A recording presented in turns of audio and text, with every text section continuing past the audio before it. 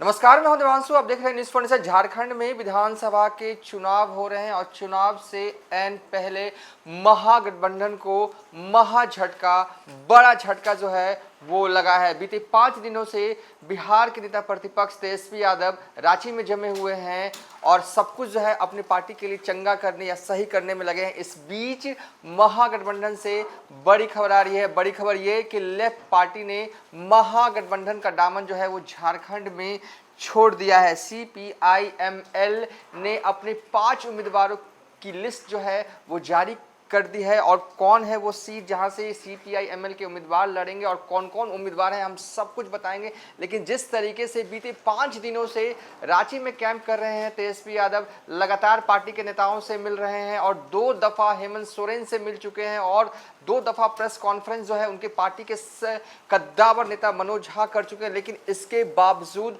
महागठबंधन में seat sharing जो है वो ठीक ढंग से नहीं हो पाई।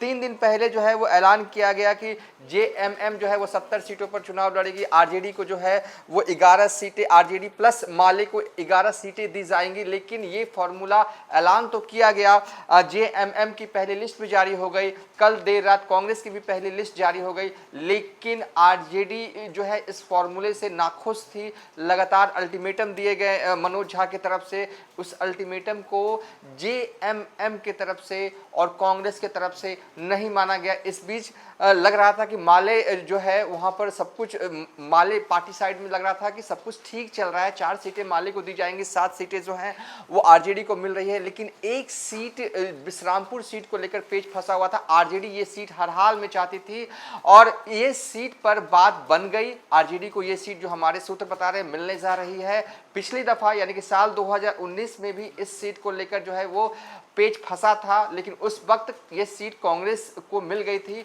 और RJD भले ही अंदरूनी तौर पर ये कहती रह गई कि ये सीट उन्हें जो है वो चाहिए। लेकिन इस बार ये सीट जो है बिश्रामपुर वाली सीट जो हमारे सोर्सेज कह रहे हैं कि वो RJD को मिलेगी। लेकिन माले वाली साइड में एक तरह से भूकंप सा मच गया। माले ने अपने 5 उम्मीदवारों की लिस्ट जो है वो जारी कर दी है।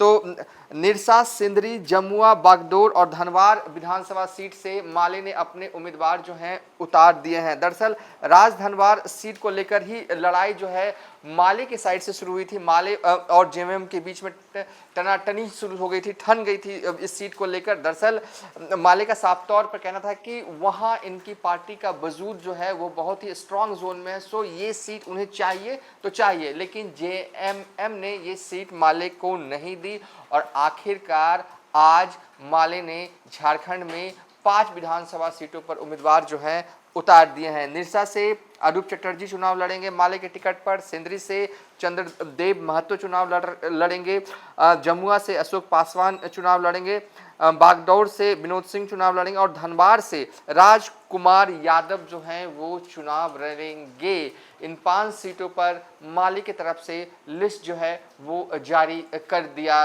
गया है।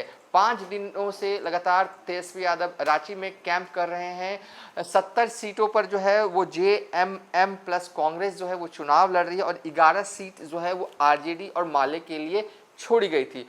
अब चूंकि माले ने 5 सीटों पर अपने उम्मीदवार जो हैं वो उतार दिए हैं अलग से, अब सवाल ये कि 11 सीटों पर क्या जो बचे हुए सीट हैं क्या इन पर सभी पर RJD आने वाले वक्त में चुनाव लड़ने जा रही है या फिर कुछ सीटें कांग्रेस या कुछ सीटें JMM को दी जाएगी, इस पर अभी पर्दा उठना बाकी है। अगले 2 से 3 घंटे काफ़ी महत्वपूर्ण हो जाते हैं।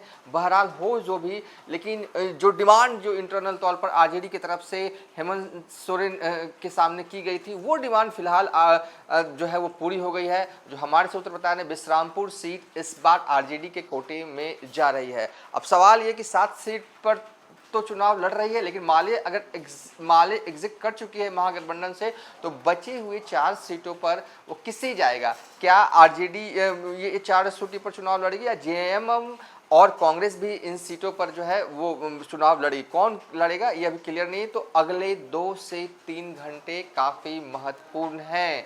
13 नवंबर को पहले चरण का मतदान झारखंड में होगा, 20 नवंबर को दूसरे चरण का मतदान होगा, 23 नवंबर को नतीजे आएंगे और और कहें कि 25 अक्टूबर को आखिरी दिन है पहले चरण का नॉमिनेशन करने का, और जो भी बिहार झारखंड से बॉर्डर लाइन वाले विधानसभा हैं वहां पर पहले चरण में ही मतदान होना है। फिलहाल अभी तक के लिए इतना ही। आप देखते रहिए न्यूज़ फॉर नेशन।